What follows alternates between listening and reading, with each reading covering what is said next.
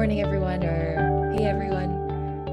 We're super excited to kick off this panel on sharing the mental load and why this is the best Valentine's Day gift that you can give. So I will kick things off and then hand it over to our incredible panelists. So first, just what we're working on today. I want to say thank you to everyone for joining us and a big welcome to our incredible conversation. I'm Saran Tao, and I'm going to be moderating.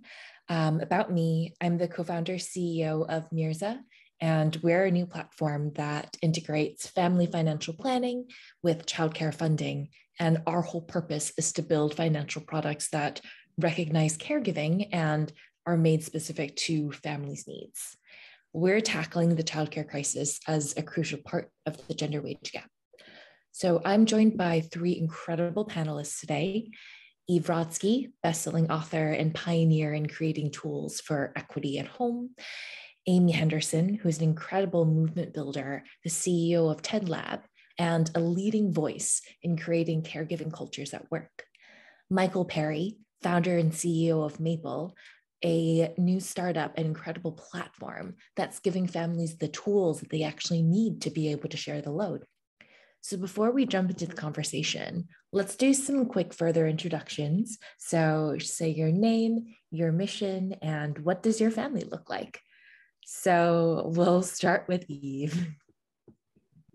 I love that question. My mission is for society to value an hour in the pediatrician's office as much as an hour in the boardroom. Everything I do is towards that mission. And my family structure is I'm married to a hetero cisgender man, Seth. We have three kids, Zach, who's 13, Ben, who's 10, and Anna, who's 5. Thanks, Eve. Amy, you're next.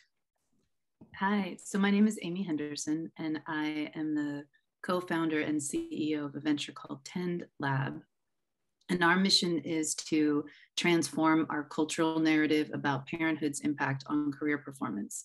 We stand on a body of research which indicates that parenthood, possibly more than anything else, can unlock these skills that are needed in the modern workplace. And yet parents and caregivers more broadly are likely to face pretty significant bias. So we're all about dismantling that and creating a new narrative. I went through a COVID divorce, as I know this is fairly common. And I am now a single mom, co-parenting, which I just got to say, in terms of sharing the mental load, it's really gone a long way towards that with my ex. And I have 3 kids, Claire, Aiden, and Grace, 10, 8, and 6. Thank you, Amy. You know, I was raised by a single mom, and I think that has given me so much admiration for every single thing that she does. And I know your kids are just so inspired by you. Michael, handing it off to you. Yeah, thank you. I would echo that in terms of being inspired by a single parent. My name is Michael Perry. I'm the CEO and founder of a company called Maple. Our mission is to improve the quality of life for families, and we believe the path to do so is to achieve equity inside the household, both amongst the partners as well as the resources that we can provide for families that may not have the same financial resources as others. I am married to a wonderful partner. Her name's Alex. We've been together for 16 years. And we have 2 small children, our son Lander, who's 2.5, and our son Solomon, who's 5 months. So I apologize if I'm a little laggy today. It's been one of those painful nights with a 5-month-old. We were up about every hour. And we have 2 bulldogs who we love as our own children, Olive and Pearl. Thanks, everyone. So I'd love to set the stage by talking about the why behind the mental load. So what it is, why it matters, the implications for families, careers, relationships, and financial health. When most American families lack access to paid leave, it often falls on birth parents, and that's often mom, to learn the skills of caregiving. And while away from work, mom becomes default parents and starts to take on more of that work around the home as well. So I'd like to start with Eve, since you've built a movement around sharing the load based on the blueberry problem. Can you tell us a story and then really go into the implications that this reveals and what you've done to start shifting the narrative? Absolutely. I think, as Amy and Michael definitely know, I started this research because it was me search of an understanding that not only did my husband Seth send me a text that said, "I'm surprised you didn't get blueberries," that led to a blueberries breakdown on the side of the road. But besides being defined, Saren, as the fulfiller of my husband's smoothie needs, what the past 10 years has shown me, and again, Michael and Amy are so important in this journey, so thank you for also building cultural movements around these issues, is that the work is going to be same shit, different decade, unless we understand two things. As Amy said, bias, that one of the number one most important biases, if you care about the wage gap, is a bias against mothers. And then ironically, if fathers start to do the invisible work of the home, the bias becomes against fathers as well. So you're here with us. And then the other thing is the understanding that most of this work is invisible.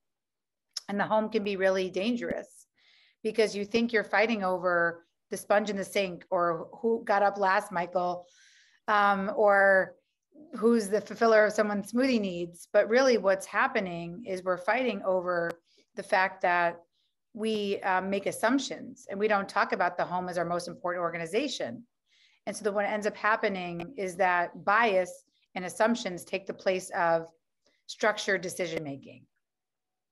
And the last thing I'll say about that is we now know, and Jess Nordell has a beautiful book called End of Bias, if you want to read more about it, but her whole book is about how structured decision-making, what Michael's trying to do with laying it out, what Amy's trying to do with valuing caregivers in the workplace, structured decision-making is the antidote to bias.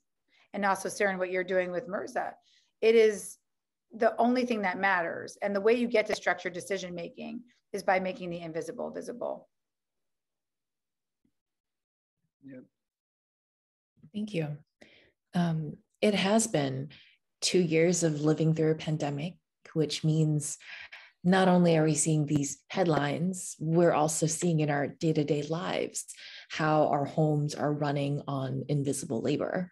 So we can see when laundry piles up or when we run low on groceries, but then beyond making it visible, there's then the cognitive labor, which disproportionately falls on women, to manage the logistics such that this doesn't happen. So, Michael, you've built a platform to be able to tackle this problem.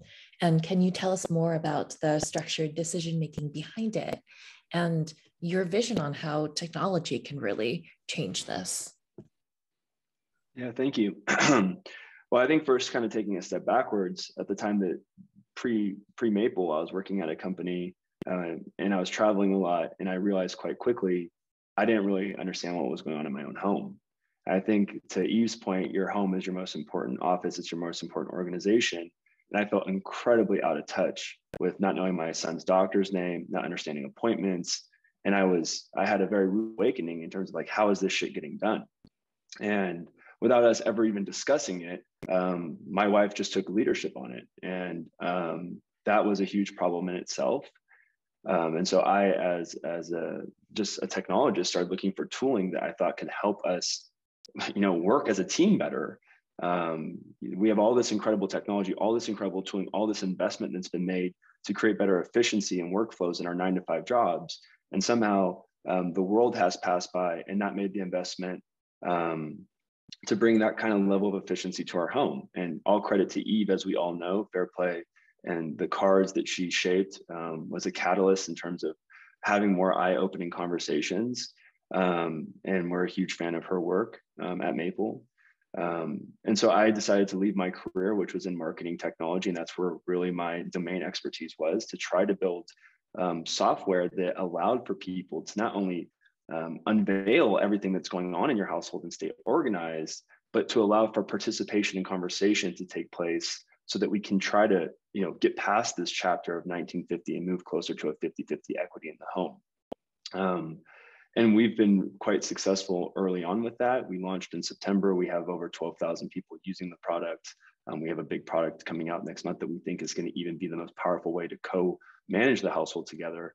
But I think that we have all become so accustomed to the systems that have been put in place from a legacy perspective, i.e. my wife by default falling into this caregiver role because likely her mother played that role, likely her grandmother played that role, likely her great-grandmother played that role. And so there's a false expectation that's being set forth, and we hope to kind of counterbalance some of that with modern day technology. And then just like to Eve's point, and as Amy knows, like men just have to show up different, and we have to redefine what masculinity is and what caregiving is for your family. I haven't, had to grab my bow and arrow and run down the street to hunt an antelope, and neither did my father, and neither did my grandfather. And so how we need to show up is radically different in 2022 than it needed to be in 1950. And it's just a two-way conversation at this point. I love that. And the framing of how this is so deeply embedded in our culture. So Amy, you're leading a movement to really transform our cultural narrative around parenthood and work. And as Eve has noted in her chat and in what she was saying, we have had this execution bias. And so you stand upon this body of research that shows how parenthood, possibly more so than anything else, can unlock critical career skills and why that matters so much. Can you talk more about how this is possible and why we really need to get this conversation going? Yeah, thank you. Just a little bit of background for context for how I ended up in this conversation. I am a movement builder by background, and I'd co-founded an organization with Van Jones and the rock star Prince called Yes We Code, which was around increasing racial diversity in the tech sector, when I accidentally got pregnant with my third kid. And yes, I know you can prevent these accidents from happening. We were using protection. And so I accidentally got pregnant with my third, and I had 3 under the age of 4. And wow. Right? And yeah, wow. I got 2 under the age of 2, and I'm like, how are you doing it with 3 under the age of 4? Yeah, it was intense. And I, because I'm in the 14% of Americans who had access to paid family leave, I was really fortunate to be out after my third was born. And I went through this real deep discovery journey where I called up working parents to ask 2 things. First, I started just with moms because I thought dads would never get it.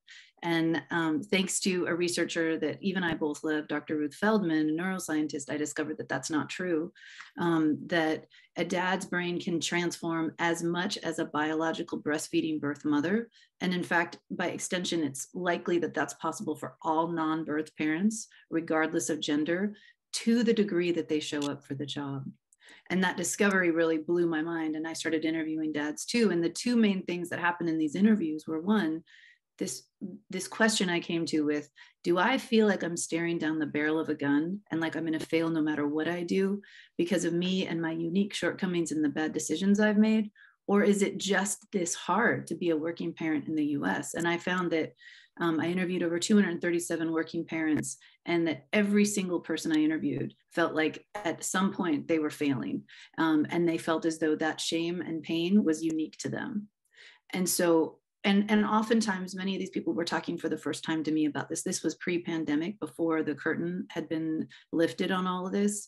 But the second thing that happened, and this is why I ended up leaving the work I was doing with Yes We Code to launch TendLab, the second thing that happened was, once we had that reckoning about how hard it was, then there was this space, and that reckoning had to come first. Then there was the space for us to recognize, many people for the first time, that parenthood was forging us, that we were gaining something and earning something that possibly nothing else could force us to develop. There was this evolution of who we were as people as a result, a direct result of our experience as a parent. And then that's when I discovered the work of neuroscientist Dr. Ruth Feldman, which is that, she contends that the greatest potential for plasticity in the adult human brain is in the years surrounding the birth of one's child.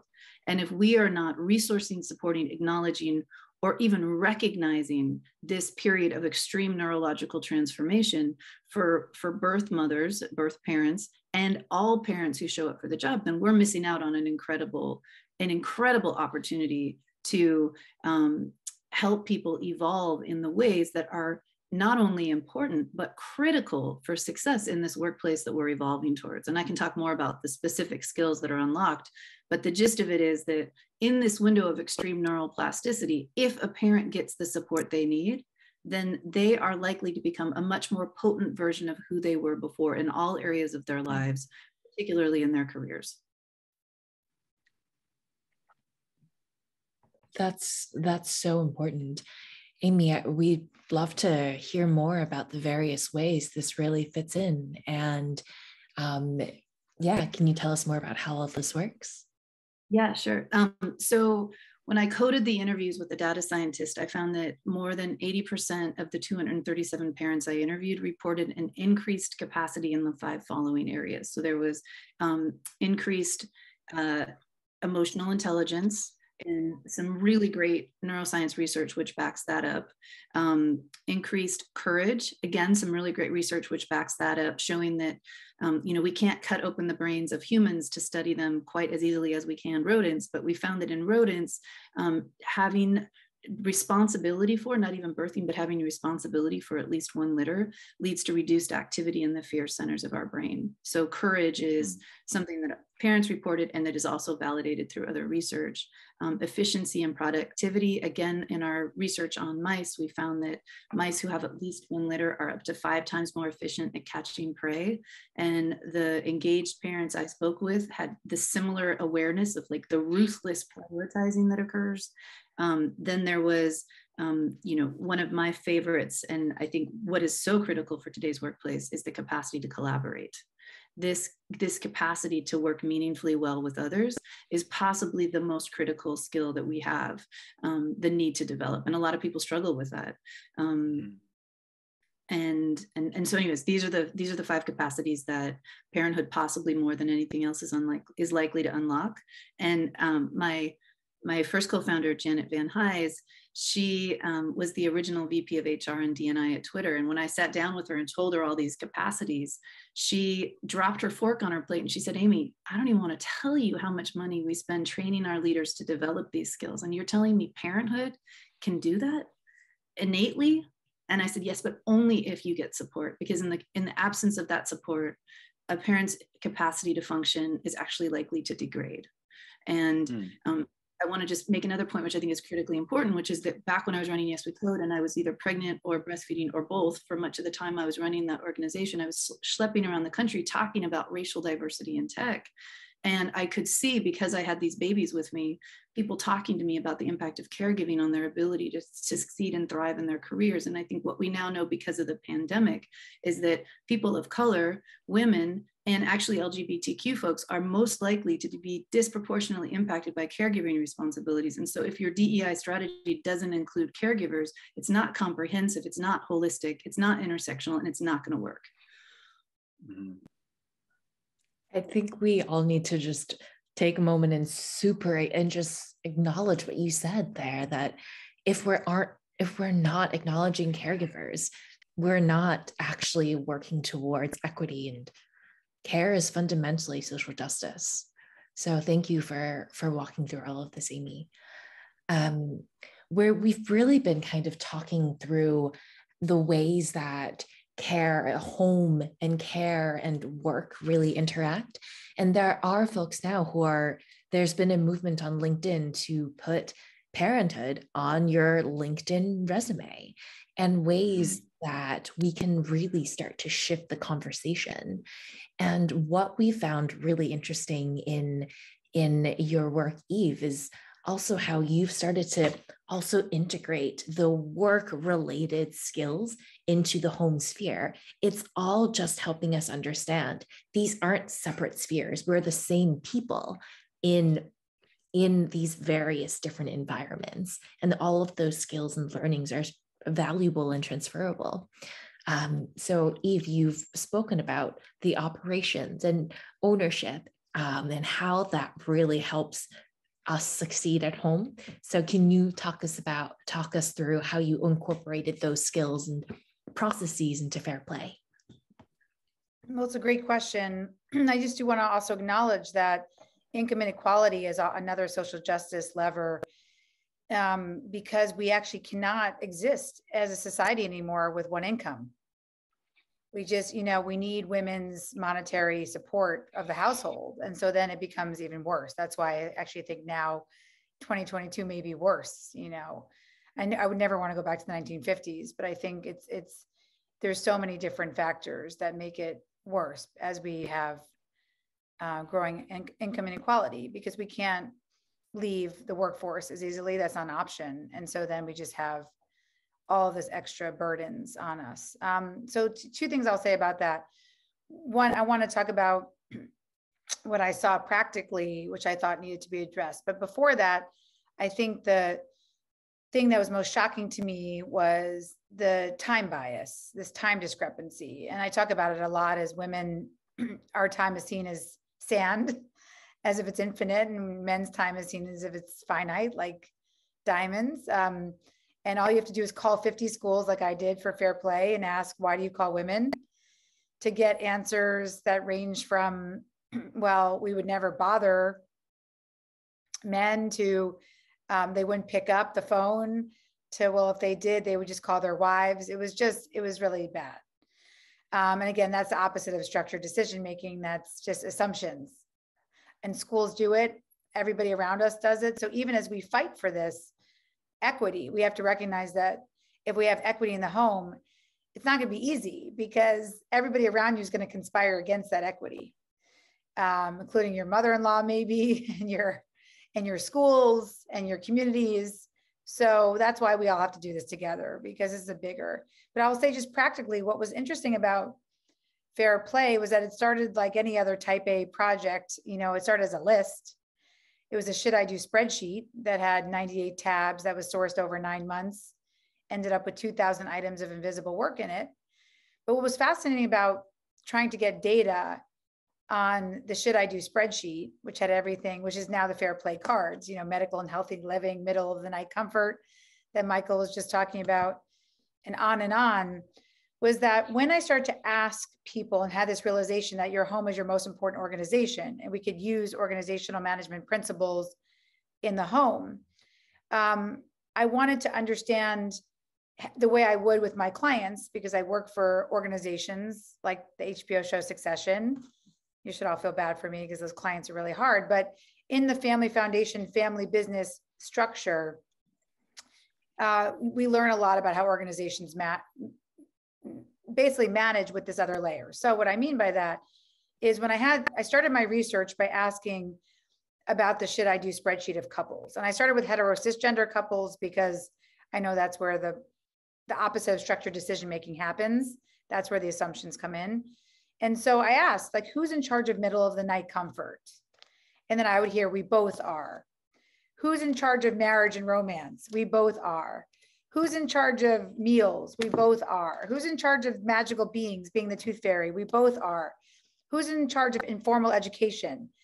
Whether they're going to ride a bike or learn to tie their shoe? We both are. So I wasn't getting any meaningful data, because couples were reporting that they both handled a task.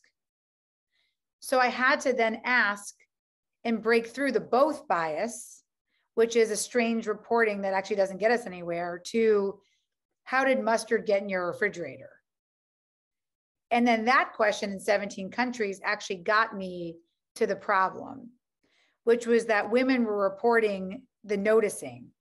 In the workplace, we get big bucks for conceiving new ideas. They were reporting noticing that their child liked yellow mustard with their protein. Otherwise, they would choke. They wouldn't eat protein. Then women were also reporting that they monitored the mustard, for when it's running low, and they get stakeholder buy-in from their family over what they need from the grocery store. That's planning. We also get paid big bucks for that in other areas. And then I would hear, oh yeah, my partner, the both is my partner goes to the store. That's the execution bias. They go to the store to purchase the yellow mustard, and they bring home spicy Dijon every freaking time. And I can't trust them with my living will because they can't even bring home the right type of mustard.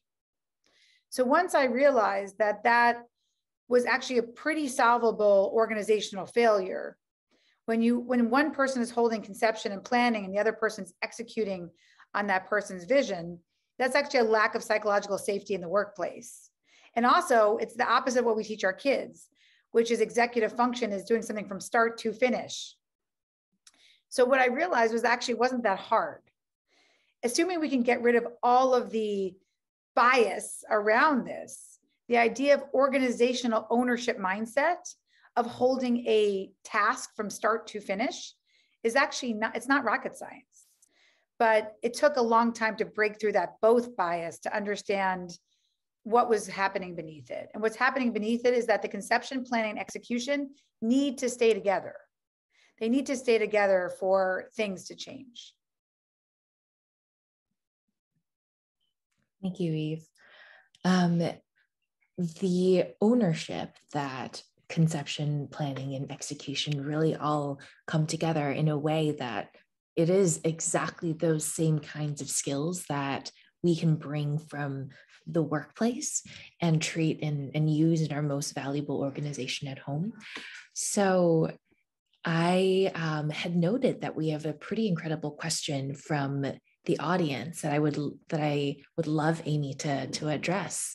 And very awkwardly, we'll also note that the question is on benefits optimization and supporting parents and caregivers at work, and what are some benefits that companies can consider, and very awkwardly say that it's exactly what we do at MIRZA. So benefits optimization and supporting caregivers, financially supporting caregivers with affordable care. Hit me up, we should chat. Before I answer that, which I'm excited to do, will you say a little bit about how you do at MIRZA benefits optimization? Because I think that's a critical thing to discuss for this broad conversation. Yeah, absolutely. So we start from a standpoint that every single individual deserves the full information on what time in and out of the workforce really means for our long-term family finances, our long-term earnings, and so on. So unlike other folks, we've built in the ability for you to model out what happens if you take time away from work for caregiving, and very real decisions that folks make. And we just simply want to remove cost as a factor. So we help you make better informed decisions around how you weave together work and family life with building in costs of care into your financial planning for the future.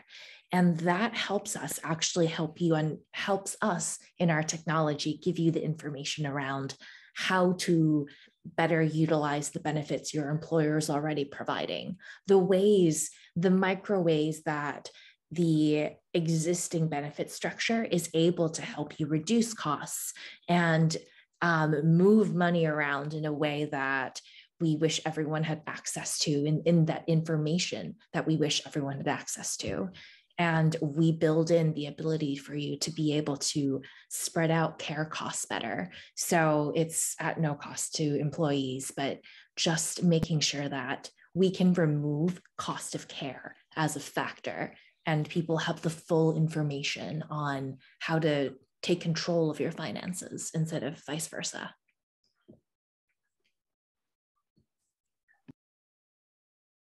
Awesome. I love that, Siren. I think that's so important. And when you first described it to me, you said how, oftentimes you mothers will look at how much it costs for childcare versus how much they earn in income, and they'll think it doesn't make that much sense, so they should just stay home with their kids. But what you've done is built this model where you can see over the long term, it's not one for one, it's the aggregate.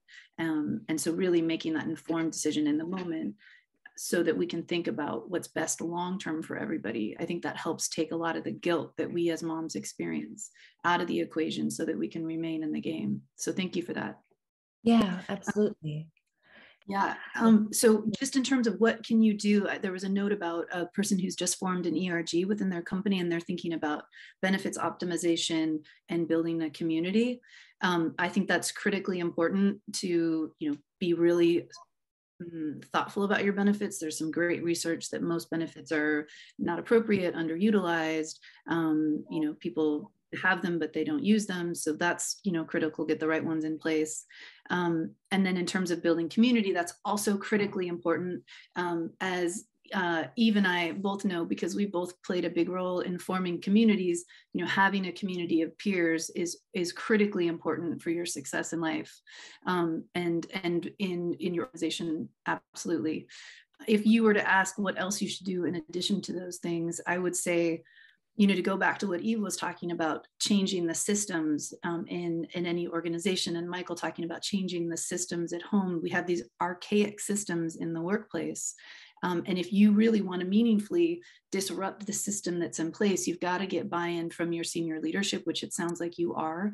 And one of the best ways that we've found to do that, to get the buy-in that you need to look at the systemic changes that need to happen, because just throwing benefits at it, while that's important, is not enough. You're not going to disrupt the entire culture of your organization by building and recreating the systems that are needed unless you understand all that's at stake. And so one of the most effective ways that we found at TendLab to get that buy-in from senior leadership is to provide what we call counter stereotypic information, which is a fancy behavioral science way of saying, information that dismantles the bias that parents and caregivers are likely to face. And there's some pretty significant research which indicates that parenthood can be a catalyst for career growth, and finding a way to present that to your senior leadership so that they get on board is critically important to getting them involved. And just as an example of one success that I had recently, I've been working with the senior leadership team at a fast-growing tech company that went public about 1.5 years ago. And I now have, starting working with HR, which is great, we're looking at how to sort of make the workplace better for parents. I now have buy-in from senior leadership on the recruiting team and from the D&I team, because they both recognize that if they want to meaningfully recruit the best employees, they need to be finding a way to target caregivers and speaking to them and reducing the bias in their hiring process. And then also the leadership and development team is thinking about how do we meaningfully support this transformation of parents during this critical window of neurological plasticity for the benefit of everyone within the organization. And so thinking about it holistically by getting senior leadership buy-in is where I would focus your efforts, so that it's not you working alone, but it's everybody recognizing the value of supporting parents and caregivers from a financial bottom line perspective. Is it okay if I actually add a little bit to that as well? And I thought that was a very succulent answer, Amy. And I just wanted, I speak to a lot of founders, and I've obviously been in the startup ecosystem for 15 years, and I find people wanting to do the best intention, but they oftentimes fall on the excuse, well, we're just not mature enough of a business yet to do the right thing. And that's a crock of shit. And so I think that there's a couple of things that companies have to do regardless of size. One is, I don't think that there should be any sort of senior leadership, or there should be pressure internally from a company to establish leadership without a parental board of some extent, so that there is right-shaped empathy in terms of how having children impact your home and impact your ability to show up to work in the right way. And the second thing is that all companies, I think, need to do a better job of moving past this legacy thinking of your desk and your 9-to-5 job as a KPI. We've introduced something at Maple called family flexibility. And I'm pretty committed to getting us away from this traditional 9-to-5 structure so that people can find the right balance to take care of their families and find the right balance to show up to work in the right way.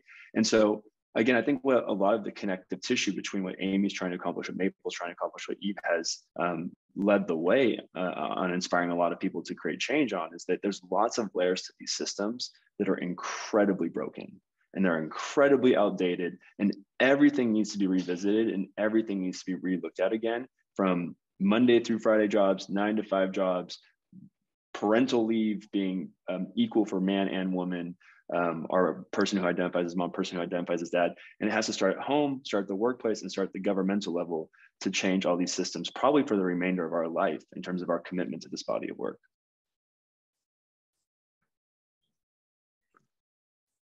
I really sorry to jump in. I'm not the expert on that as Amy is, but I just want to speak to, if there's any founders listening to this call, don't wait till you're a publicly traded company to do the right thing, because it's hard to change the systems you put in place today. Just do it now. Yeah, I really, really love that. I think so much of what this group is working on here is changing the culture and changing the systems at the varying levels.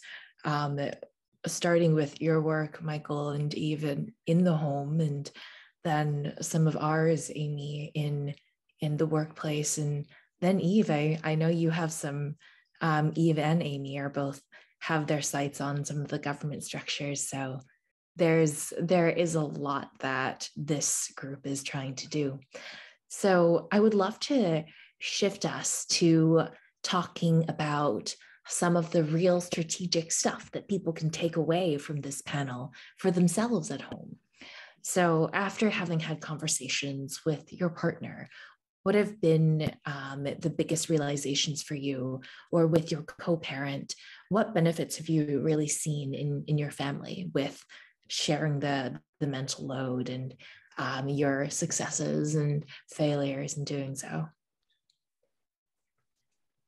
I'll start with a story, and then Amy and Michael can, I think, follow it up with some data. But there was this couple that started to implement the ownership mindset of fair play into their life during the pandemic. And I'll call them Richard and Amy. And part of the onboarding is really understanding, again, structured decision-making is not just who does what. Structured decision-making is understanding your why you do the things you do. That's actually really understanding why you make your decisions then allows you to enter a system. And a system is just, people are afraid of that word. And I don't think we should be in the home, because all a system is that you've made your decision before you have to make your decision. And that really is really amazing. So you know that your partner has Wednesday dinners every week. By knowing that in advance, that's a system, then you can make decisions accordingly. Like you can spend that night in your dance class, right? And you don't have the decision fatigue. I remember one man said to me, my home is the place where you wait to decide who's taking the dog out right when it's about to take a piss on the rug. And so I said, whatever that is, we're all fighting for the opposite of that. But this one couple, they decide, because they understand their why, that magical beings, the tooth fairy is important. So Richard says, I got it. I have the ownership mindset of the tooth fairy. He takes the tooth fairy card, and the first time he has it, the tooth fairy doesn't come. So this happened earlier in the pandemic. So the dynamic of that household before understanding structured decision-making was that Amy would have said to her partner, I'll never trust you again, because this is really about accountability and trust and not blueberries. I will now take on everything because you can't even be the tooth fairy. You're the worst father that's ever existed. So she would have all or nothinged it, and then started to make it harder for Richard to play a role in the family. And Richard said he would have blamed Amy for not reminding him to put the dollar under the pillow. That was their dynamic. But now, since he did own that card and was in advance responsible, he was able to own his mistake, because we all make them, and say, my bad, it was my problem, and I will handle it. So then Amy was able to back off, because then she was like, whoa, I never heard him not blame me, and him recognize that that was his responsibility. So then she said, okay, I'll let you carry through your mistake. Richard tells me he emails toothfairy@gmail.com, and creepily he gets a response. So thank you, toothfairy@gmail.com, for all your invisible work for parents everywhere. He gets a response saying, well, I'm delayed, I'm backlogged, it's a supply chain issue. And he prints it out and shows his daughter that the supply chain is affecting the tooth fairy too. She's backlogged in teeth. And so she came late. The next night, And the tooth fairy promised that she'd bring double the money. And that was it. That, I don't know why that story makes me so happy, because it's so small, but to me, it's these small changes, right? It doesn't have to be this, giant breakthroughs that we're talking about here. That small change in that dynamic, I'm telling you, will affect that family and that woman's ability to stay in the workplace and all these different reverberations, because of they're starting to understand structured decision-making and what systems can do for you. And now his daughter, and now he feels a lot of pride of being the tooth fairy. And his daughter always says, I hope she's late this time because I want double the money. So anyway, that's a story that to me is what I hope the future is, right? This idea that we can give each other more grace, that we realize that the changes can happen starting today and that we make them.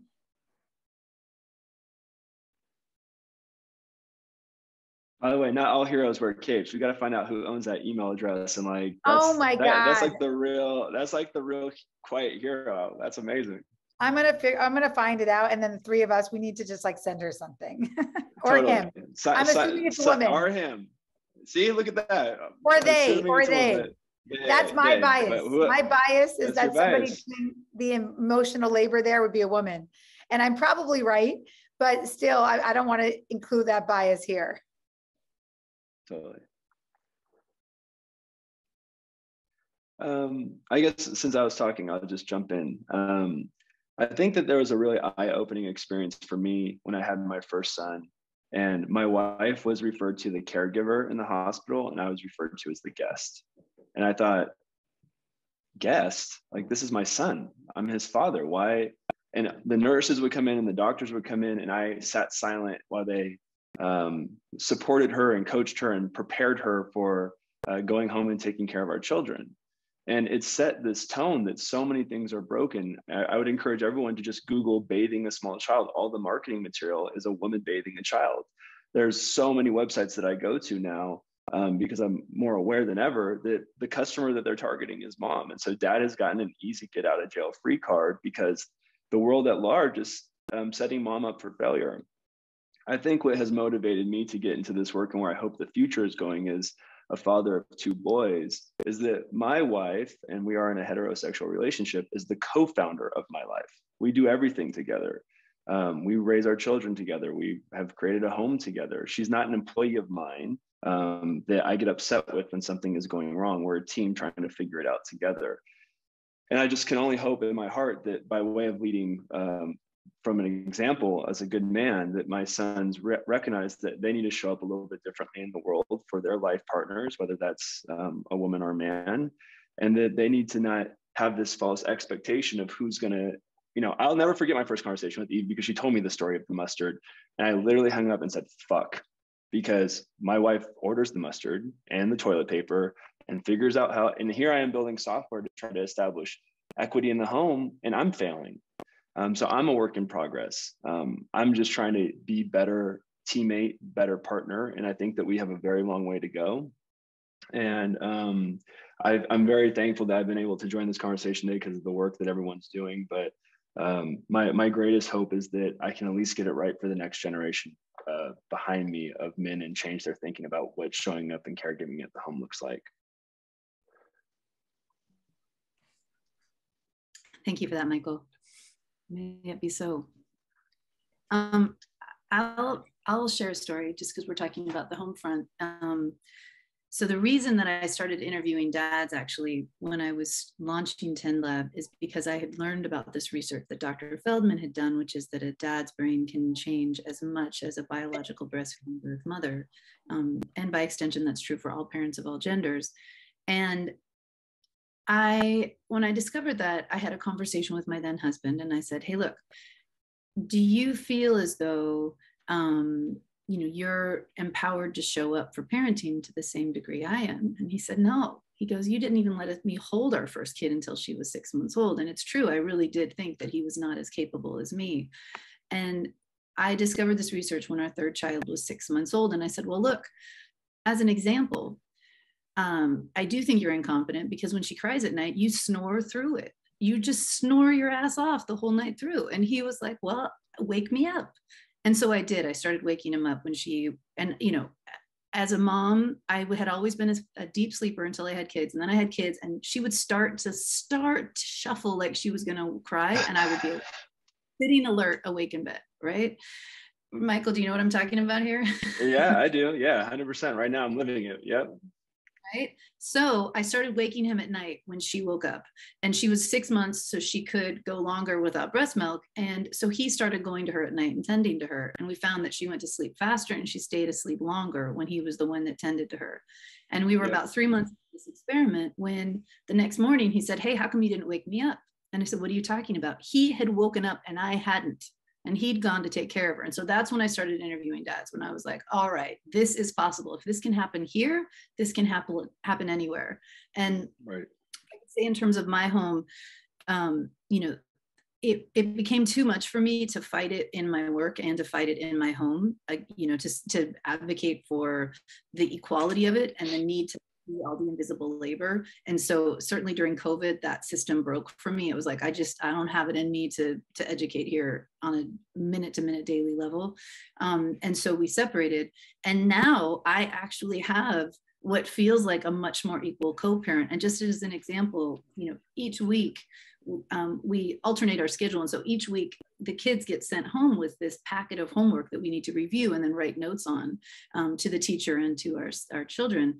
And so this morning I'm reviewing my son's packet and I'm looking at the notes that his dad has made, and they are detailed and thoughtful and involved. And I'm telling you, prior to our separation, he didn't even know what homework was. And now he's like deeply engaged in it. And so, you know, I'm not advocating for divorce as like the solution to building a pattern that works, that shares equal labor. But I do use it as an example of, if the system changes, then people show up. And I am hopeful that families can find a way to change the system without breaking the marital pact. I mean, if it makes you feel any better, Amy, I know that Eve touches on it in her book, Fair Play, as well, of stories of such things. But we've interviewed thousands of parents over the last year and a half, and the volume of predominantly women who have told me that they're on the brink of divorce, not because they no longer love their husband, but because they wanted them to be legally accountable to 50-50 partnership, is disturbing. It's sad to think that we ever reached that point in society that relationships are basically dissolving simply because people aren't willing to show up in the right way. So I'm sorry to hear that that's happened for you, but I'm happy to hear that you're finding the equity in your home that you were seeking. Thanks, Michael. And yes, Eve, we definitely need divorce for married people. I think that's what these systems are, hopefully. But sometimes it doesn't work because, like you said, it's just, it was interesting to me because when I went out for Fair Play, we went to an auction, and I remember there were 3 editors who didn't want the book, and or they thought, you know, this was silly. Nobody would want a book about chores. And I remember thinking, I said to my agent, I know this sounds really weird, but can you find out if the editors who didn't want it, if all 3 of them were married or divorced? And all 3 of them were divorced. And I think it's because they already found their solution. One of the first women I interviewed said to me, well, you don't need an ownership mindset. You just need 3 words. And I remember that's when I was, you know, I scribble everything. I just taking notes on all of what you said today. And I wrote down and I said, well, okay, what are those 3 words? I'm in. And she's like, court-ordered custody. Yeah. So again, that is a solution. And I see it all the time. I see that divorce is a solution. So that's why the more we can get divorced into married couples by the assumptions not laying on one party, the better we'll become. But we got to start, ideally starting early is the key, right? That's right. That's right. I mean, piggybacking off of that, the only venture capitalists that ever said no to Maple fundraising money were married men. Right.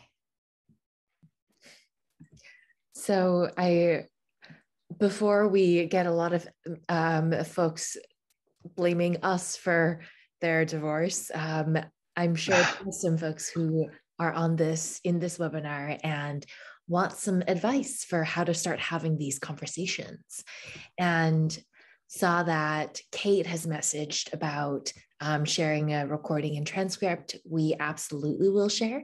But I would also love to be able to have this panel in our final wrap up go around and say a bit of what is your piece of advice for couples and families who want to go down this journey towards equity at home.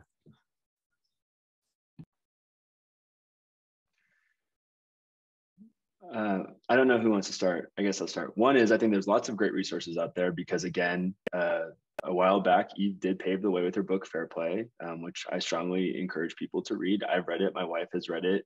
There are solutions that she provides with her card solution to get the conversation started, which I think is, half the battle just talking about it.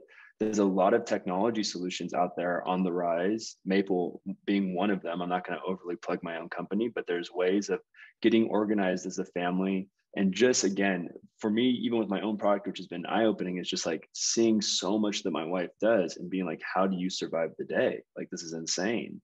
And so exposure, invisibility, people go into their silos of their job and close an office door, and they don't always see what's happening on the other side. So either by creating some sort of system, like whether you're using Google Spreadsheets, Asana, Maple, whatever the technology surface is to create that visibility, or Fair Play or blogs, there's so much movement taking place right now in establishing equity in the household. I think we've officially entered the no excuse era of establishing healthier systems for the home, which is incredibly exciting for me. All the tools are there today to have a more fruitful, healthy household. And at the end of the day, I think all people need to be reminded the real winner of this beyond equity amongst your partnership is your kids.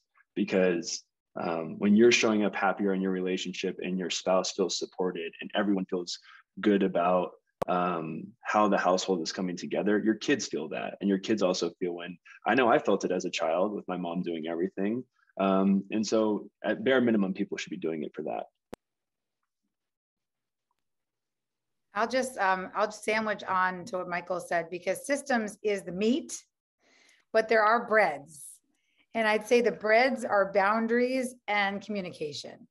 So what we saw when we followed 75 couples through the pandemic, in addition, of course, to the thousands we get data from, but we really checked in with 75 couples during the pandemic because we were doing a documentary. We found that people that were thriving, even though it's raining, because it's never going to stop raining. So we have to just recognize Kate, right? It's never going to stop raining. It never gets easier. But in the rain, at least you can have an umbrella. And that I'm mixing metaphors here of umbrellas and sandwiches. But so let's just go back to the sandwich. We have the meat is the systems that Michael is saying, the no excuse era. There's just too much technology out there to have non-structured decision-making, to be that guy who said they're waiting to decide who's taking the dog out when it's about to take a piss on the rug. There's no excuse for that. But I will say boundaries and communication have to exist with the systems. And by boundaries, I mean that you believe that your time is diamonds, that you don't look at your time as money, because if we do that, we'll be in these mess up systems forever, because women inherently get paid less. So we have to look at time as time. You get 24 hours in a day and you deserve equal time choice over how you use your day as your partner. That's a true boundary. And then communication, as we said, that's coming to the table. That's what the Fair Play cards are.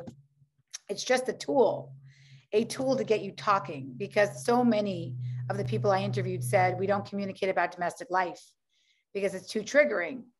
And that's so hard to hear. It's so sad to hear. And I think it's because we have these terrible patterns of how we communicate. We give feedback in the moment. We're communicating when emotion is high, cognition is low, which, by the way, when kids are around, I threw a water bottle at Seth. So, I mean, I'm not perfect at this. That was Saturday night. And the water bottle was open and it was kind of soaking wet. And I was like, oh shit, I thought that was a closed water bottle. But it's a practice. It's a practice. But I was like, oh, and my kids were like, wow, mom, your emotions are really high and your cognition is really low. So at least my children recognize that that's not the right way to communicate, because we talk about it a lot. So boundary systems and communication, that's what I would say. Just the one quick thing I would add is, having studied movements throughout time and people who are real change makers and pioneers, the systems are not in place right now. And so if you are working to change this inside your home, inside your workplace, you're a pioneer, you're a change maker, you're building a new system. And that requires a certain level of deep conviction in yourself and in what you're doing, because you're going against the status quo. And our brains are not wired to do that. Our brains are wired for conformity. And so finding a way to reinforce within yourself the truth that your value in showing up for caregiving matters, that your partner's value in showing up for caregiving matters, is critically important. And so find a community of peers to help reinforce that for you, and find whatever support systems you need, whether that's research. I have a book I've written that's Tending Parent in the Future Work that goes into this, but there's other really great research out there, and people and leaders like Michael and Eve and Siren and her co-founder Mel, who are working to build those systems and that belief system that supports those systems. And so just know you're not alone, and it's likely to be daunting, but that's also how you forge yourself. On that inspirational note, I'll let us wrap up here. So thank you to everyone who joined us today, and thank you to all of our incredible panelists. I'll also do a +1 to by attending. It was one of the most powerful books that I've that I've been lucky enough to read, and I hope everyone walks away from this panel today with some tools to achieve equity at home and know that you are movement builders. So thanks, everyone. Thank you. Bye. So glad to see you all. Bye. Love you. Bye.